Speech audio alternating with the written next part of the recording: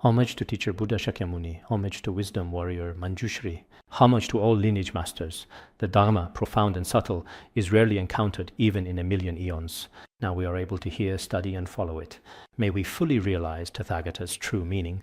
In order to liberate all sentient beings from samsara, generate supreme bodhicitta. Now let us all study together the contemplation and meditation on impermanence from the words of my perfect teacher. The teaching of impermanence is very important in spiritual practice.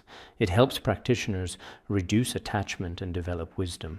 Because if we do not practice impermanence, no matter how profound or lofty the Dharma we practice, we will not be able to see it through from beginning to end. This is not simply something a few of us are telling you, but the result of the personal experience of great masters and accomplished practitioners throughout history. That is why we particularly emphasize the importance of consistently practicing the preliminary practices. If you have not practiced the preliminary practices, it is possible that many teachers may still transmit some profound teachings to you. One may also obtain rather profound esoteric teachings through various means, such as reading spiritual texts or listening to experienced teachers. However, these teachings, while accessible in different ways, truly cannot resonate deeply with our own mind streams or become a genuine part of our understanding unless there is a personal connection or realization. So, just like when we build something in the world, such as when we are constructing a house, the foundation must be properly and securely established first. Just as with worldly buildings, first you need to carefully survey the site, then lay down the foundation and the base of the walls. I won't talk about too many buildings, but I will mention a little bit. Though you might find it amusing to laugh at me for this. Honestly, when I work on construction, what I care about most is always the foundation. In the same way, if the foundation of our spiritual practice is not solid, we might at times temporarily experience certain mental or emotional states, or even profound realizations during our practice.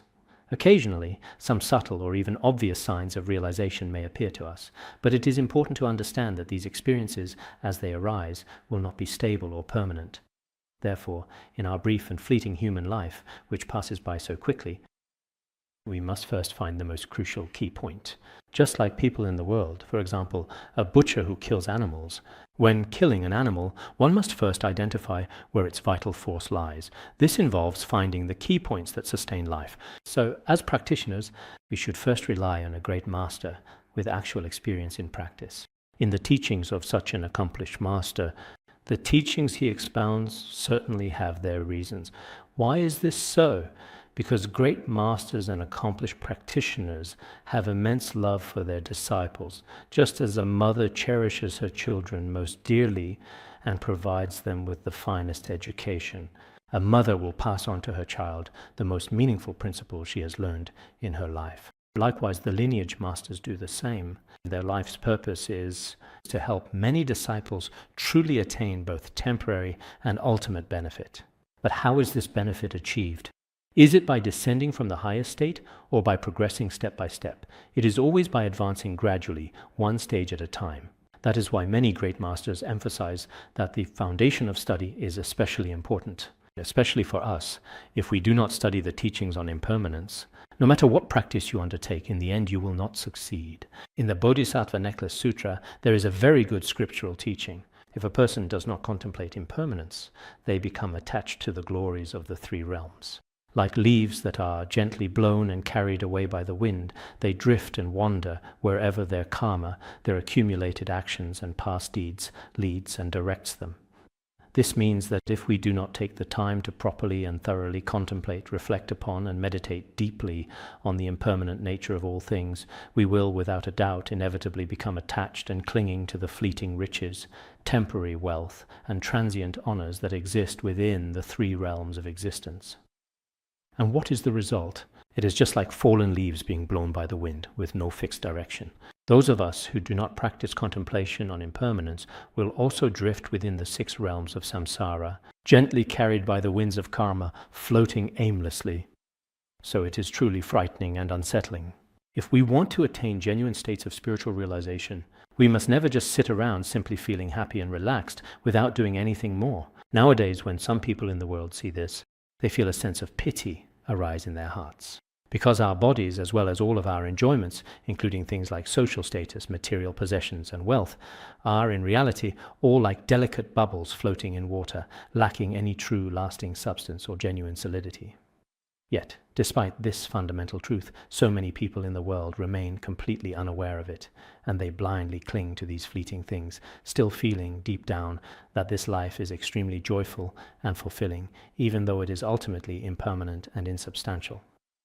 If we truly understand the nature of samsara within the three realms, one will absolutely not be happy, absolutely will not sit in comfort.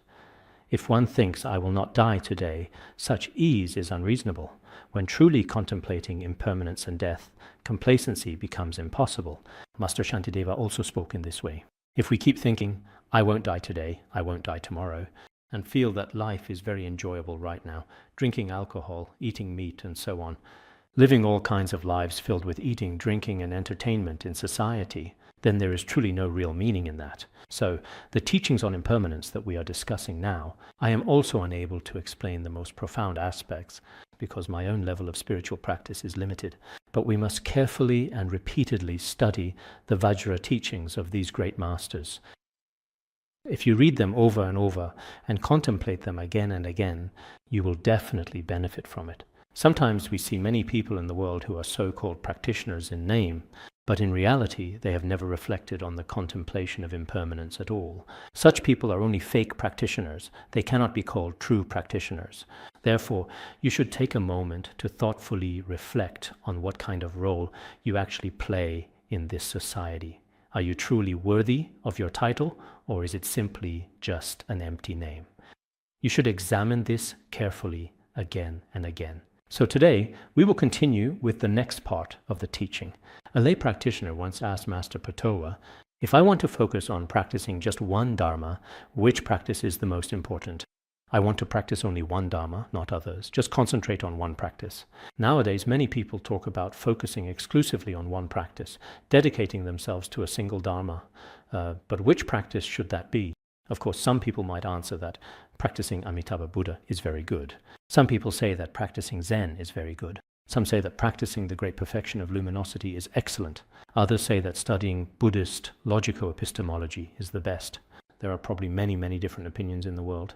Naturally, everyone also has their own unique tips and sharp points of view, and there are reasons behind each of these perspectives. But for most of us ordinary people, when it comes to actual real-life practice, Geshe Patowa answered in this way.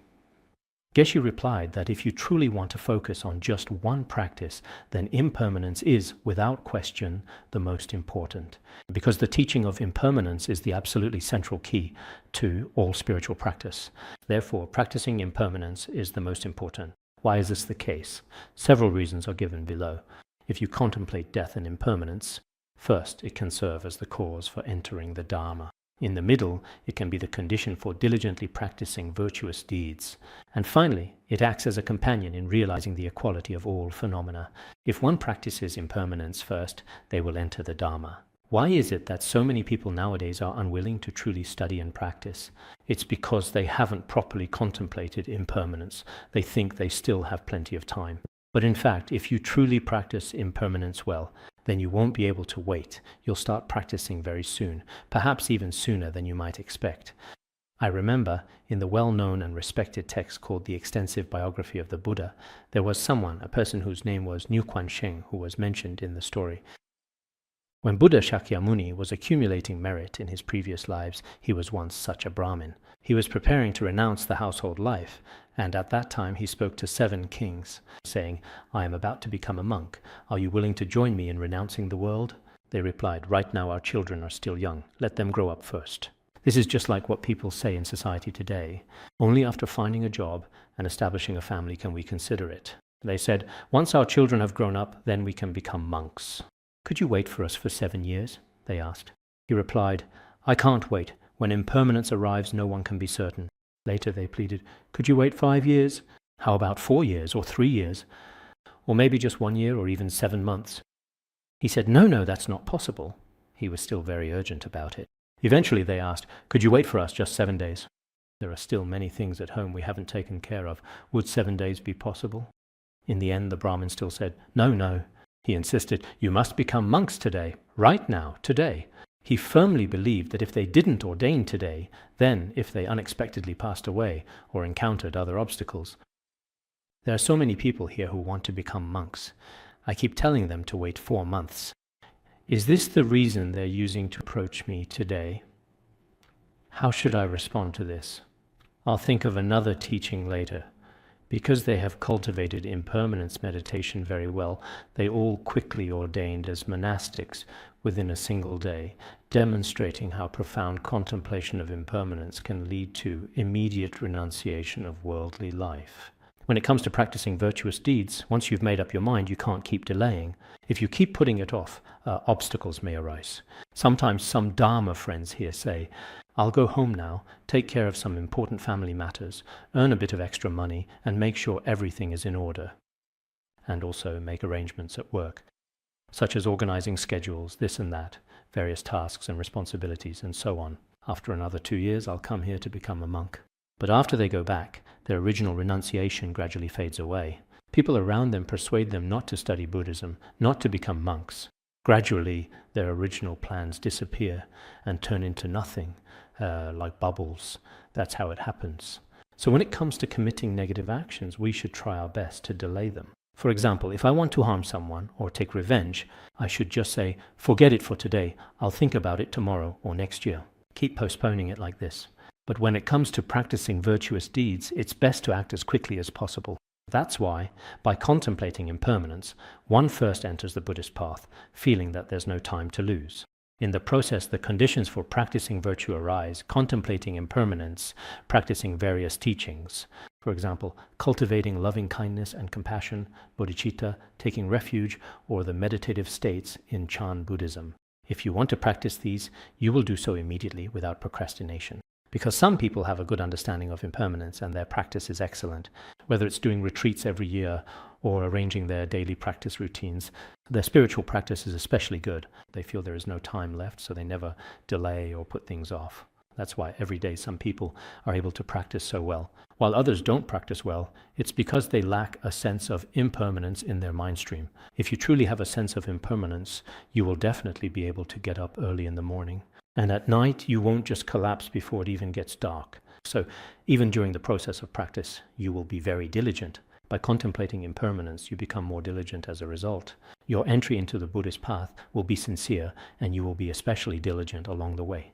Then ultimately, realizing the nature of reality will not be difficult. So when we look at the great masters and accomplished practitioners in history, they did not attain sudden enlightenment for no reason at all. It was only after certain causes and conditions and diligent effort that they achieved realization.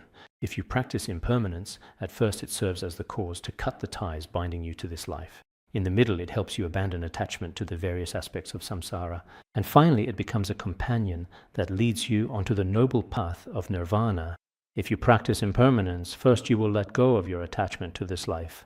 Because for some of us, if the sense of impermanence does not arise in our hearts, we may not even be able to let go of our close friends and family. We can't give up our status, wealth, or all kinds of worldly fame and gain. We feel these things are so important that we can't let go of them, not even temporarily, let alone in the long run.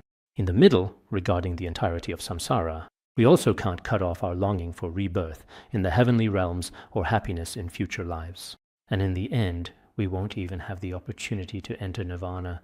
If you truly practice impermanence, then there will be no problem at all in seeking liberation. Because once you understand impermanence, you realize that everything is suffering.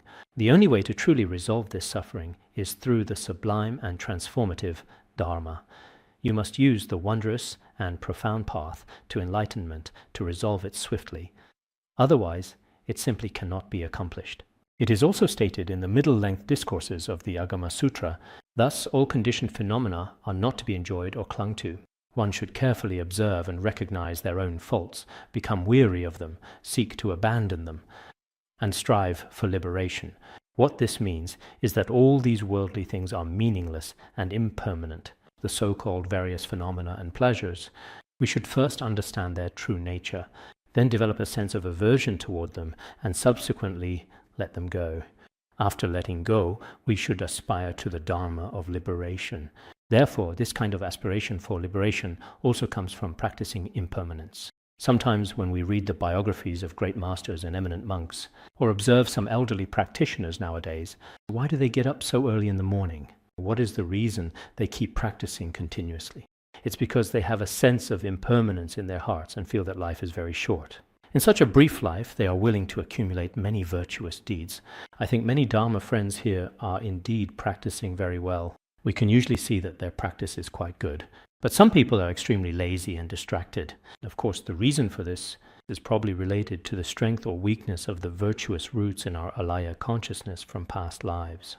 But in this life, it is also closely connected to our contemplation of impermanence. If someone contemplates impermanence very well, they would never casually waste time. They feel that they must accomplish what needs to be done today. The practices that should be done, the tasks that need to be completed, they would never keep postponing them. So if we truly do not understand death and impermanence, we might end up creating a lot of negative karma in this life. I often think that nowadays, many people in the world frequently create negative karma, but in the end, they will eventually come to understand. Some time ago, there were some elderly people who felt in their hearts that it was simply too late for them to learn about Buddhism, that they had awakened to this realization too late in their lives. They couldn't remember any of the teachings no matter how hard they tried. How wonderful it would have been if they had awakened when they were young. Actually, we should encourage many young people, especially those who are still studying, to learn. Why is that? If they could awaken earlier and understand the truth of samsara, they would study and practice diligently, and by the time they reach old age, they would feel confident in their hearts. Otherwise, after half their life has passed, all that remains is regret. Negligence is unknown to me, but death is truly frightening. Therefore, for the sake of this impermanent body, we personally commit many wrongdoings. This is also explained in The Way of the Bodhisattva. Because ordinary people are especially careless and negligent, they have no idea how terrifying death actually is. So, in this very life, we ourselves, for the sake of this body, as fleeting and transient as a bubble, and illusory in nature, personally commit countless negative actions. When we are nearing death, we might finally come to understand this. There are also some people who, even before reaching that point, have already grown old and now unable to do anything at all. Think, oh, throughout my life, from childhood to youth, I have committed so many negative deeds, and now it is too late even to repent. Some elderly people truly feel a deep sense of regret and emotion. The other day I looked at the ages of many people studying in the Bodhi Society now, and basically 70 to 80% are middle-aged or elderly. There seem to be hardly any genuinely young people, at least among the people we see. They are all busy with their own work, and they believe that in this life, their own livelihood, family, reputation, and relationships are the most important things. What is the purpose of living a human life? To live is to... Most people's goals nowadays are probably clear to everyone.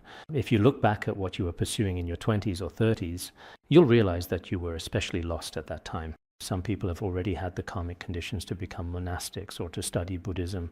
At that time, they suddenly become enlightened. Sigh, I used to be among so many people. Why was I chasing after such meaningless things? Many people will have this kind of realization, an understanding of the true meaning of life. So sometimes we need to consider that if someone has a deep understanding of impermanence, the Dhamma they practice will definitely be profound. You could say that. If their understanding of impermanence is lacking, even if they recite sutras and practice every day on the surface, the actual benefit is not great. You could say that. Contemplating the teaching of impermanence can initially serve as a cause for generating faith. In the middle, it can also serve as a condition for diligence. Finally, it can act as an aid for the arising of wisdom. At the very beginning, because you understand impermanence, you realize that nothing has inherent meaning. Ultimately, only the three jewels, the Buddha, Dharma, and Sangha, can protect us at the time of death. After understanding their qualities, you develop incomparable faith in them. Through practicing impermanence, you develop boundless faith in the Guru and the three jewels. Then, in the middle, you become especially diligent in seeking liberation for yourself. Finally, wisdom, realizing selflessness, will arise within your continuum. Or, as described in Chan Buddhism, you will reach the state of realizing your true nature and seeing your original mind. This too can only be achieved through such effort. If one contemplates impermanence and truly gives rise to it in their mind stream, At first, it can become the cause for seeking the Dharma, and in the middle, it can serve as the condition for practicing the Dharma, and finally, it acts as an aid for realizing the nature of reality. Just as mentioned earlier, if impermanence truly arises in one's mind stream, they will be willing to seek the Dharma and will not spend their days clinging to trivial worldly matters. They will abandon meaningless pursuits in their own lives and go to a quiet place or a place where there are teachings from a qualified spiritual teacher to diligently seek the Dharma. In the process, they will practice earnestly and ultimately attain realization. Now, I see that among lay practitioners in the cities, there are differences. Some people study Buddhism only on the surface. It's not very genuine. They just receive a Dharma text or simply register their name, that's all. But some study exceptionally well, and when these people study, their motivation for listening and contemplating is quite good from the very beginning. At every step and with every requirement, they carry it out earnestly and carefully. In the end, although they may not dare to claim complete enlightenment, but they still gain a certain understanding of the Dharma.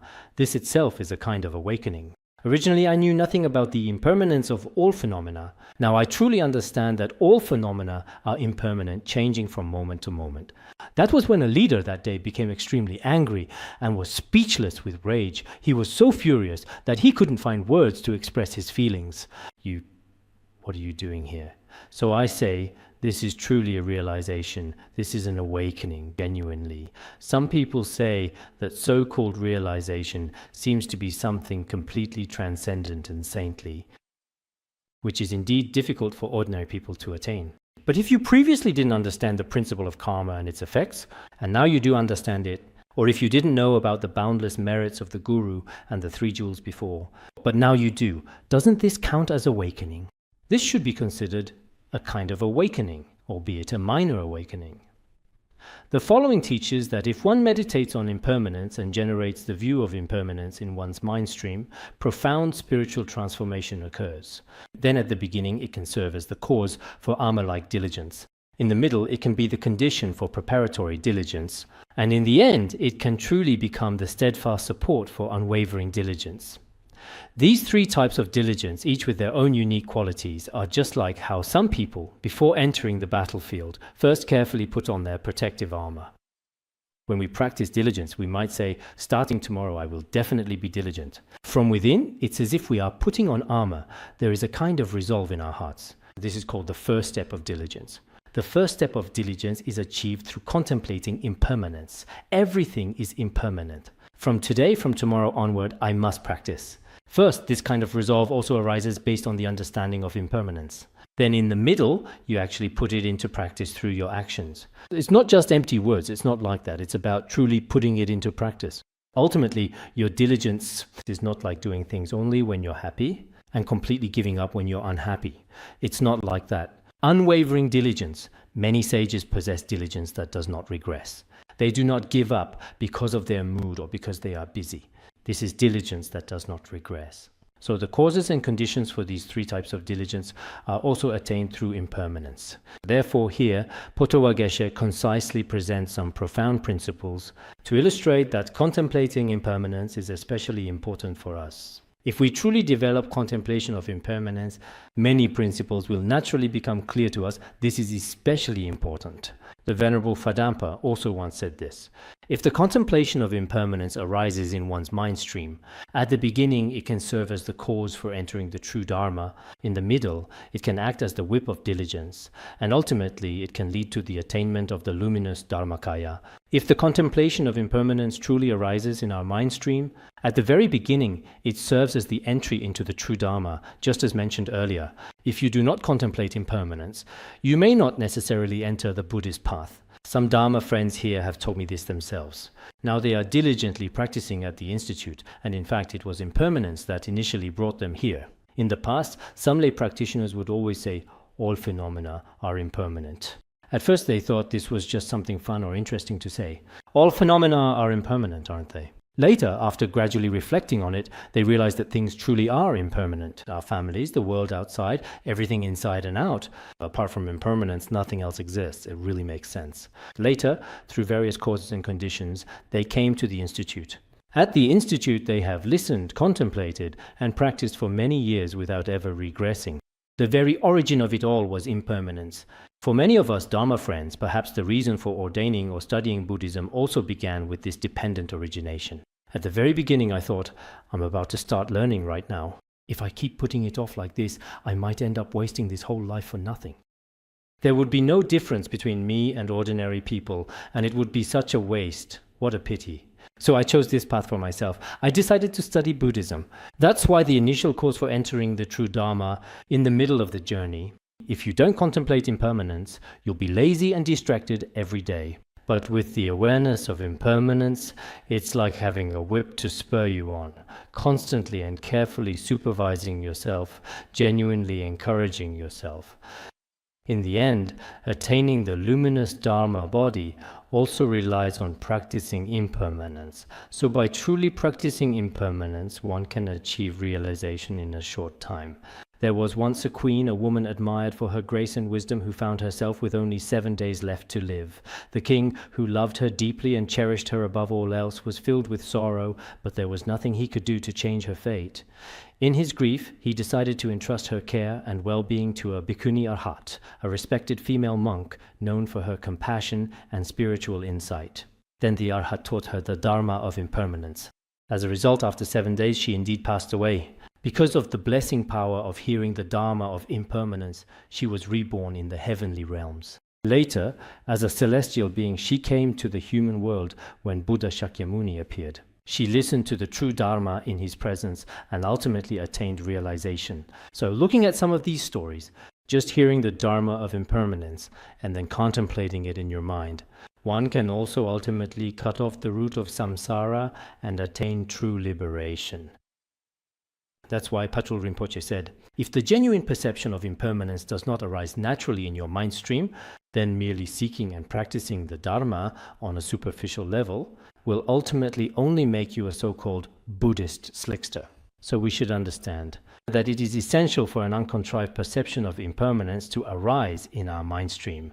What does uncontrived mean? When the Dharma teacher is giving a talk, we all say, impermanence, impermanence, yes, yes, yes.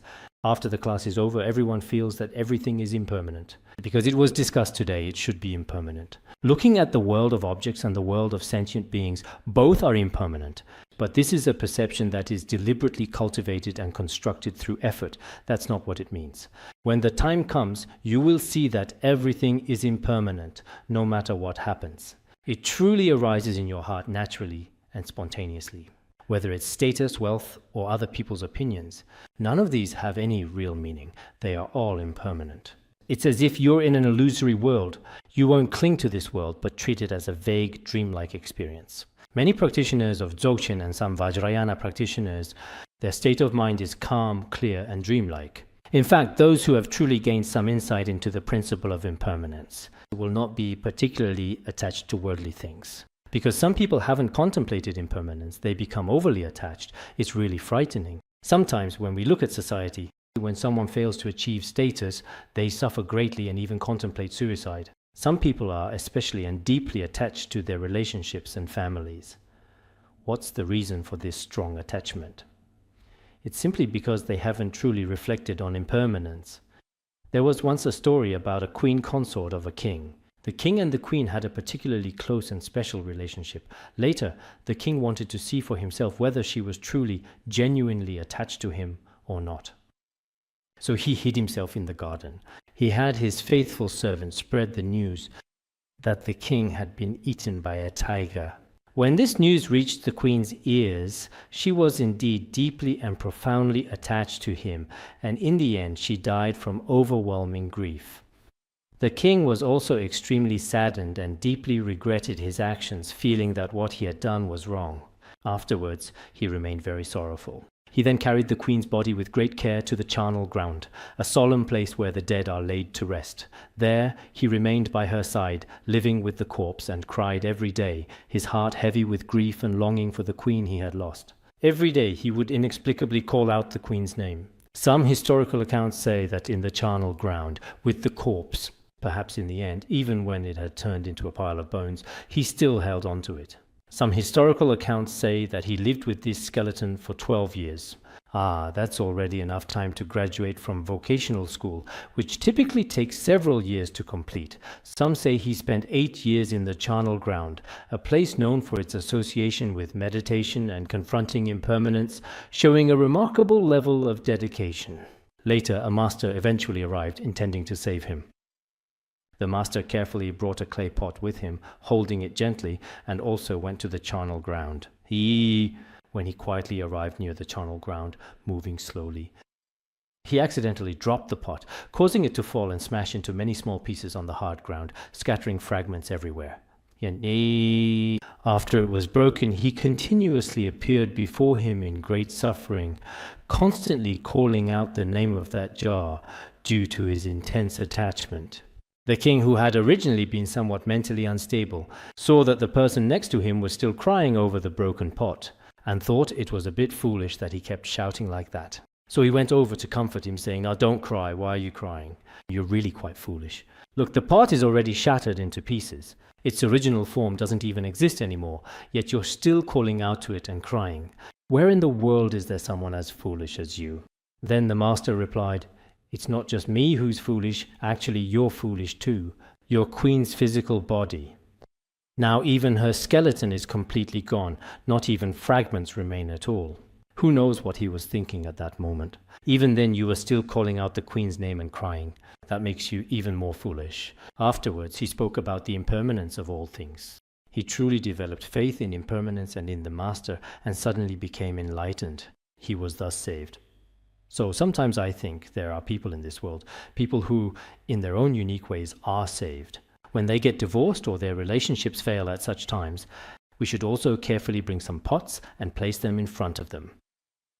This is a category of pith instructions. Then, after breaking it to pieces, we could also pretend to cry in front of them. Maybe it would help, ultimately from a logical perspective. But some people, even if you explain the reasoning very clearly, someone once told me, "I understand the reasoning very well, but in my heart I feel so much pain, I really can't help it." This kind of situation can also happen. No matter what, practicing impermanence is truly a profound teaching. If we don't practice it properly, then superficial practice really won't have any significant effect. If you truly have a sense of impermanence in your heart, then any practice becomes much easier. So it's essential for everyone to lay a solid foundation. Padampa Sangye also said this: among practitioners in Tibet, he never saw anyone who had the thought of death, nor did he find anyone who remained in this world forever. He described Tibetans in rather serious terms. There are so many people in Tibet. There is actually a historical account that says, during the time of Padampa Sangye, there were about 10 million people in Tibet. If among those 10 million people there truly were not even a single person who was truly accomplished in practice among so many people. Padampa Sangye also told Milarepa at that time that in all of Tibet, you are the only one who practices well.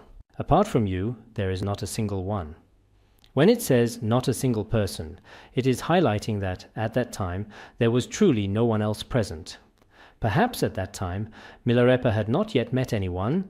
He was still alone on his path. Tibetans at that time, I think, were still pretty good. Nowadays, sometimes people look down on Tibetans. Sometimes when I observe Han Chinese here, I also have some thoughts.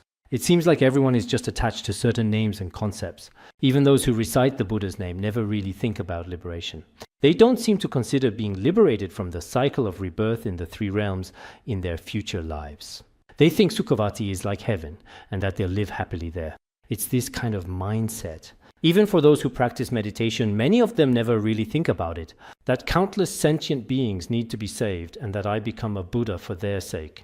Many people just think, I feel happy when I meditate. All my troubles disappear at once. So a true practitioner, sometimes in the process of interacting with many people, whether it's with people from the monastery or with some learned people in the world or practitioners without much learning, sometimes you just can't find anyone like-minded and you feel that way, but you don't dare to say it.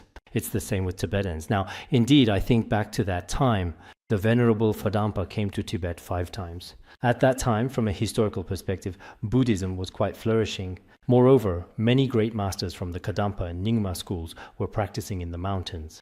It should be considered quite good. It's just that at that time, for most people, Phadampa might have seemed He said that people's practice wasn't good. No one was contemplating death and impermanence. But he also didn't find a single person who remained in this world. One after another, everyone had left this world. Monastics accumulating wealth, are they planning to offer it to the Lord of Death? Many people in monastic robes go everywhere seeking alms, trying to make money wherever they can. Every day it's all about asking for money, asking for money. Some people even now say, I want to build this or that temple, do this or that project. But if you don't have money, can you make a karmic connection for me? If you don't have money, what are you even practicing? Many people try to build or do things through all sorts of means. But accumulating wealth like this, material possessions are useless in this life. Aren't you just going to offer it all to the Lord of Death? Collecting all kinds of rare treasures and precious objects. Do you perhaps intend to secretly bribe the messengers of Yama? Because nowadays many people are amassing a great deal of gold and silver. Aren't you planning to bribe the underworld's guards? This is truly a ridiculous thing. There really are some practitioners who don't care about actual practice at all. They just focus on accumulating wealth. Seeing these Tibetan practitioners really makes one want to look up at the sky and burst out laughing. He said, seeing this is just too funny. Sometimes I feel the same way nowadays. Many practitioners appear to be practicing on the surface, but in reality they aren't truly practicing at all. It's especially laughable. Then he said, what does it mean to practice poorly? Whoever is widely learned but arrogant, and those who claim to practice well yet accumulate wealth, whoever lives in seclusion but is still scattered in mind, and whoever leaves their homeland but feels no shame. These are people who only practice in appearance. Nowadays many people fit this description. When you hear that someone is very learned and knowledgeable, you think their scholarship is impressive. But when you actually meet them, you find that this person is extremely arrogant. The more they learn, the more arrogant they become. This too is just a superficial practitioner. There are also some people who are said to be the best practitioners. They are called renunciates, said to be remarkable, great accomplished ones, great masters. But when it comes to accumulating wealth, they are even more extreme than ordinary people. Ordinary people don't have that much money in their wallets, but these people have a lot of money. They keep accumulating more every day. What's the point of that? It's useless. Some people become more and more willing to retreat to quiet places. But even in those quiet places, they try every possible way to gather lots of people, becoming extremely distracted. For example, some travel from far away to a secluded place for retreat, but in reality, they don't actually practice well. They play recordings every day. Some people, after leaving their hometowns because no one knows them there, end up doing many shameless things. This is a common problem among many practitioners. If you were in your own hometown where everyone knows you, you'd be too embarrassed to do such things. So these people are just putting on the appearance of being practitioners. They delight in committing evil deeds. Even though they have seen others die, they do not realize that they themselves will also perish. All these faults arise from not contemplating impermanence. These people love to commit evil deeds, and although they see others dying every day, they have never thought that they themselves will die. What is the reason for this? As mentioned above, what is the reason that so many people nowadays do not practice well? It is precisely because they do not contemplate impermanence. This is the cause. We who are present here are the same. If you are not practicing well now, whether you are a monastic or a layperson, in the end, it is impossible for us to become truly good practitioners. If we contemplate impermanence well, even Mahayana practices will succeed. After you have meditated on impermanence, great compassion in the Mahayana tradition will naturally arise. Sentient beings are like reflections of the moon in moving water.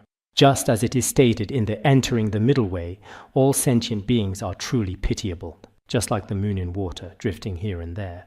Naturally, compassion arises for them. Therefore, both compassion and renunciation are born from contemplating impermanence. Thus, it is said that whatever is impermanent is all suffering. Aryadeva also taught this: whatever is impermanent is suffering. For those sentient beings, you must first understand that they are all impermanent. If something is impermanent, it is definitely suffering. There is no real happiness in it. Now, some people think that I found a job, so I'm happy. I have a family, so I'm happy. But actually, that's not the case. Many people, for example, get married today or hold some joyful ceremony today. But we all clearly know that today's laughter will turn into tomorrow's tears. Many people with even a little realization secretly find this amusing. They wonder, what's the use of clinging to these worldly things? There's no real meaning in it. They think this way, believing that things lack any deeper significance. So, here it is said that not contemplating impermanence, or failing to reflect on how everything is constantly changing and nothing lasts forever, truly brings many faults and problems. After practicing contemplation on impermanence, even people who don't study Buddhism, sometimes through reflecting on impermanence, are able to find their own way in life. I remember that many Dharma friends here have read the Tibetan Book of Living and Dying before. Written by Sogyal Rinpoche, it says inside that around 1978, there was an American woman who was diagnosed with a terminal illness. After being diagnosed by the doctors, she tried everything she could. In the end, nothing worked. Later, she heard that a Tibetan master had come to New York, so she went to visit him. Actually, that was the second Dudjom Choje, as you may recall. When she went to see him, Sogyal Rinpoche was there to interpret, helping to translate their conversation and ensure clear understanding between them. When she met the Choje, she immediately sensed his great compassion, which was so genuine and heartfelt that she was deeply moved. Overcome with emotion, she began to cry, feeling a profound sense of closeness and connection to him in that moment. But when many lay practitioners say they feel close, it's not always genuine. Sometimes when he saw some red robes, for example, he used to often see people with hair, and then suddenly saw someone without hair. He found it quite endearing. So when some lay practitioners say that we monastics are very approachable, I don't really believe it.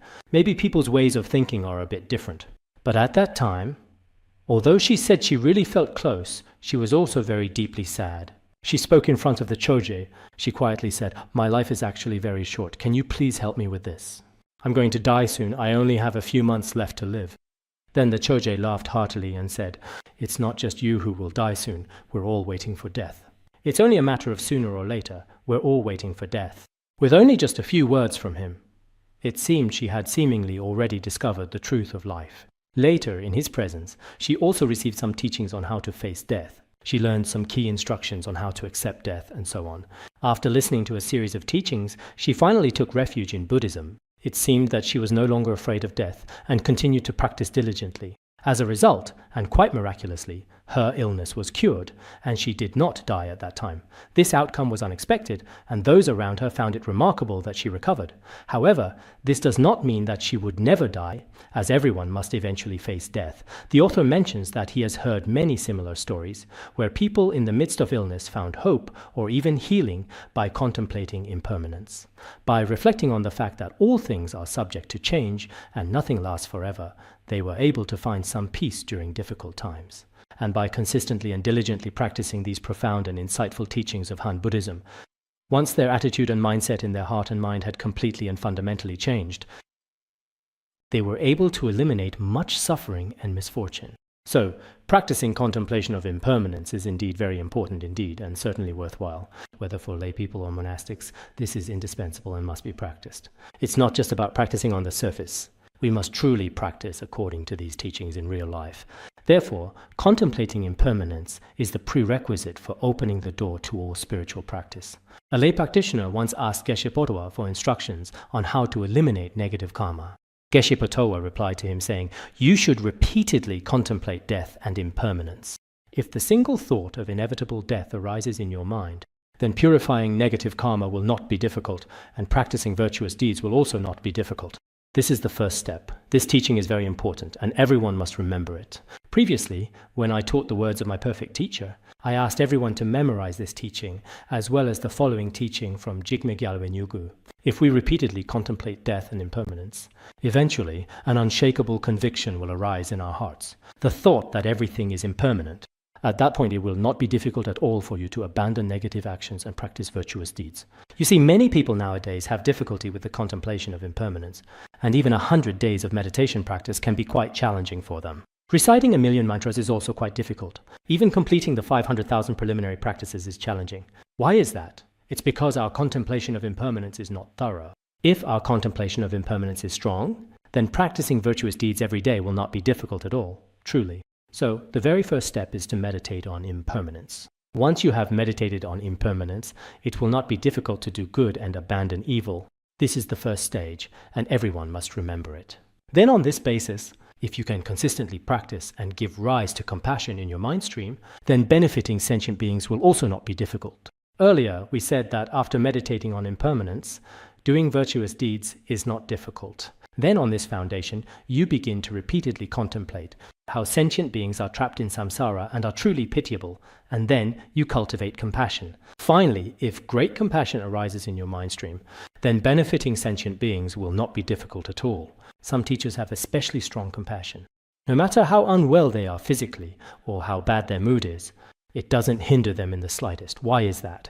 Because if there is compassion in the heart, everything is motivated by compassion and there will be no difficulties. Benefiting sentient beings is regarded as one's own responsibility. Just as a mother does anything for her child without complaint, in the same way, when we have compassion in our mind stream, benefiting sentient beings will not be difficult at all.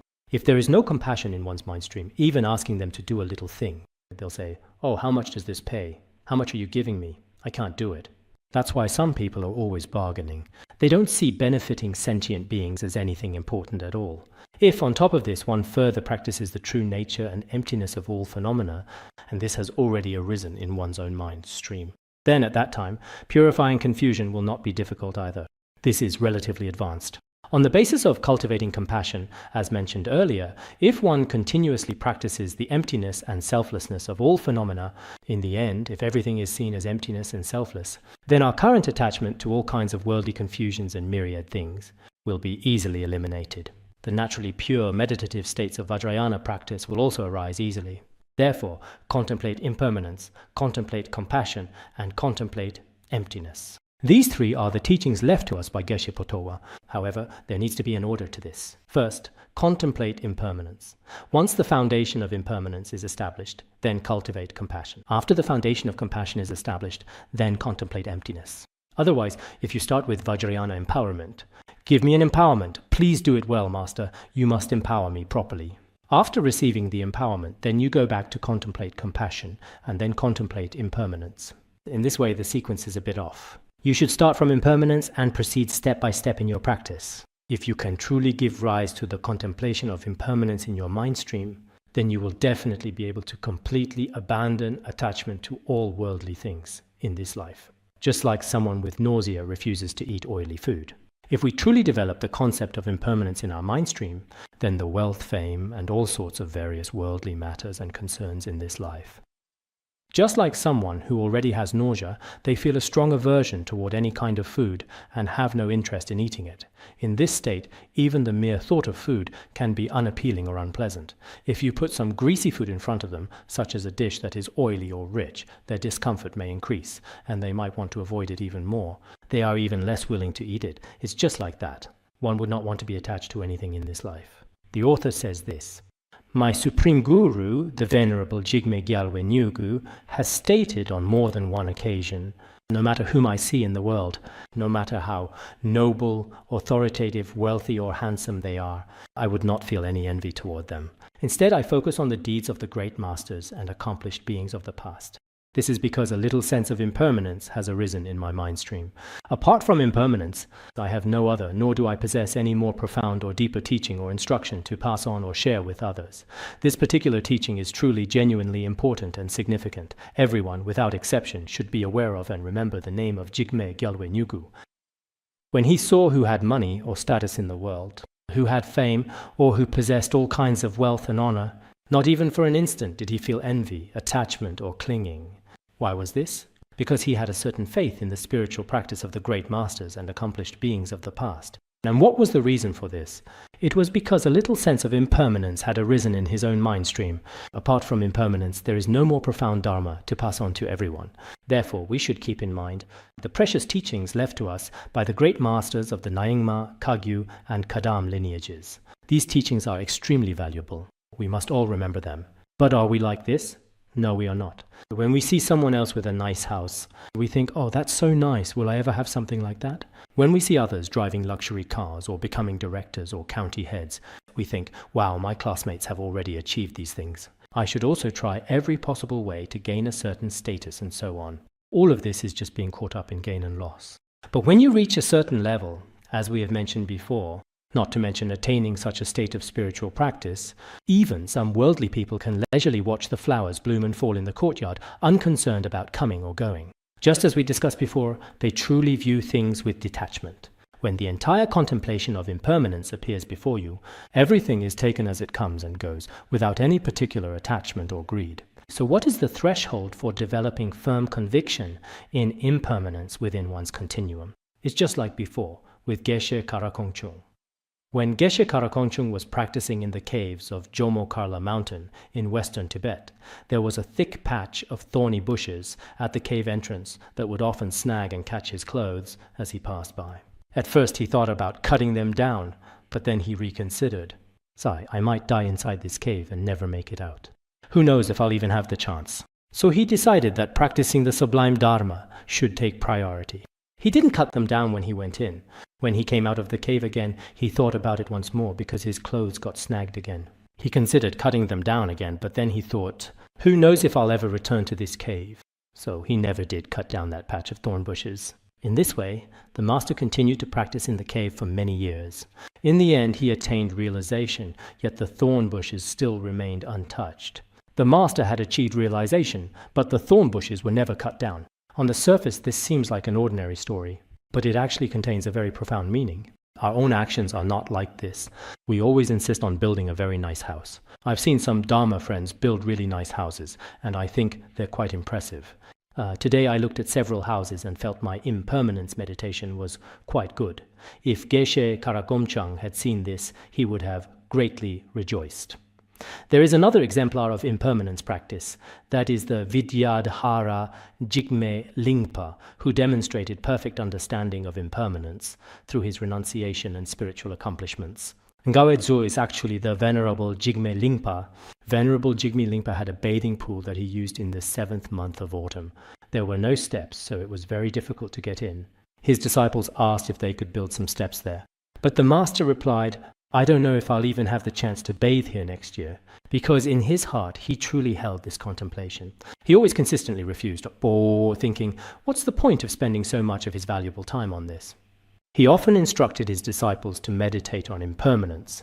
Nowadays, many people keep putting off their practice, but when it comes to things other than spiritual practice, they rush to get them done. For example, if it's about building a house, they hurry to build the house first.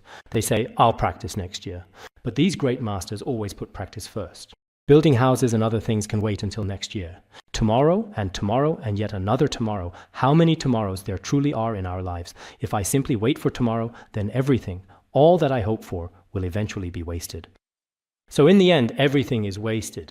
But we let our spiritual practice slip away, postponing it again and again. Sometimes I really feel ashamed. For example, when I'm supposed to recite scriptures today, I think, oh, forget it, I can't do it today, I'm too tired. I'll recite them tomorrow. But when tomorrow comes, there are new things to do. Tomorrow doesn't work either, so I say, I'll recite them the day after tomorrow. So the most precious time in a day truly never comes back. But there's nothing we can do about it. There's a poem by Tao Yuanming from the past. I think, although he wasn't a practitioner and didn't specifically talk about impermanence, sometimes his insights into the world are still quite profound. Youth does not return. A day cannot dawn twice. Seize the moment and encourage yourself, for time waits for no one. He said that in a person's life, the period of youth and the prime years can never come again. The most precious and valuable time in a day is the morning, but even the morning hours cannot return. So, there are important things we should do, things that we truly ought to do right now, without any hesitation or unnecessary delay. Otherwise, time waits for no one. It won't wait for us. A lot of our spiritual practice these days is always being postponed like this. If we keep putting things off like this, it really isn't a good thing. So, before such a firm understanding arises in our own mental continuum, we must set our intention during the preliminary practices. And during the main practice, do everything we can to adjust our minds. In any case, before this realization arises in our continuum, before we develop an unaltered view of impermanence, we need to keep practicing. We really must before such a firm understanding arises. Many people ask me, how many days should I practice impermanence now? This has already been explained very clearly. Before such a realization arises in your continuum, it doesn't matter if you practice for 100 days, 200 days, 3 years, 5 years, or however many days it takes. In any case, in your own continuum. Ultimately, everything else is meaningless. Only practice has true significance. Before such understanding arises, you must keep practicing. When you practice, set your motivation, generate bodhicitta for all sentient beings. When practicing Guru Yoga, pray for the blessings of all Buddhas, Bodhisattvas, Dharma protectors, and Dakinis to be bestowed upon me. May the concept of impermanence definitely arise in my mind stream. Close your eyes and sincerely pray in this way. Then use various methods to adjust your mindset. Contemplate impermanence. Whether through study or actual practice, you must contemplate impermanence. Only after this realization truly arises should you dedicate the merit of this realization to all sentient beings. Conclude the practice with dedication and seal it with aspiration prayers. It is essential to follow in the footsteps of the noble predecessors, practicing diligently and wholeheartedly. Even when impermanence is right before us, we still cling to the notion of permanence. Even as old age arrives, we still think of ourselves as young.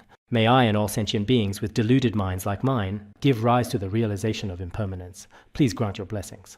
This is the final summary by Patrul Rinpoche, who says, "For people in this world, impermanence is already right before their eyes. If we look at all things and phenomena around us, including our own friends and family, and our own mindset, all the various examples in our surroundings are actually teachers of impermanence. Yet even when impermanence is clearly right before our eyes, we still cling to the belief that this or that will last forever. We even regard our own body and lifespan as permanent. Even when we have grown old and old age has arrived, we still think we are very young. Some people in their 40s think, I'm not 50 yet, I'm still young. People in their 50s think, I'm not 60 yet, I'm still young. Those in their 60s say, I'm not 70 yet, I'm still young. So we always consider ourselves to be young. In the end, all these young people have already left this world. That's why Patrul Rinpoche, with great humility, said, of course, Patrul Rinpoche himself was not personally attached to the idea of permanence like this. But for me, and for many other confused sentient beings like myself, may, in their mental continuum, they rely on the blessings of the Buddhas and Bodhisattvas to give rise to the awareness of impermanence. Because if we have the concept of impermanence in our minds, then practicing any dharma becomes much easier. There's no need for the teacher to supervise us every day, like a dormitory supervisor watching over elementary school students, holding a whip asking, did you practice today? Steward, you have to keep an eye on them. There's no need for a steward, nor is there a need to set a fixed time. Naturally, it becomes impossible not to practice on your own. Even if the teacher asks you not to practice, you can't help it. You might even ask, Master, could you please give me permission? I need to practice right away. There's no time to lose. Life won't wait for me.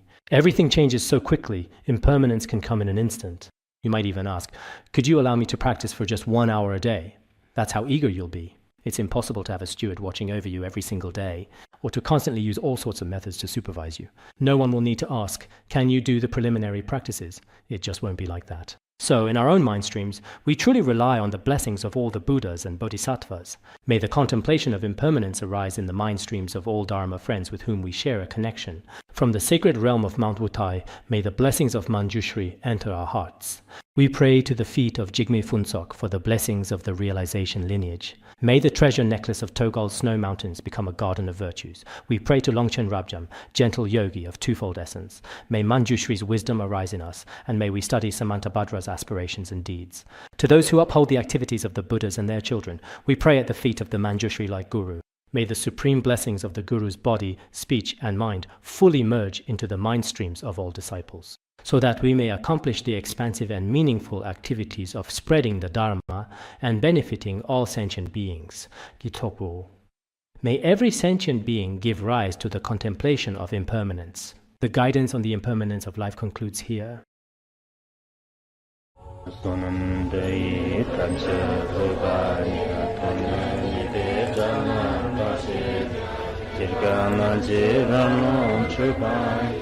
Jupun Tunen Dora Dora Bangarangara Bana Asagarda Bangarangara Bana Sada Bangarangara Bana Asagarda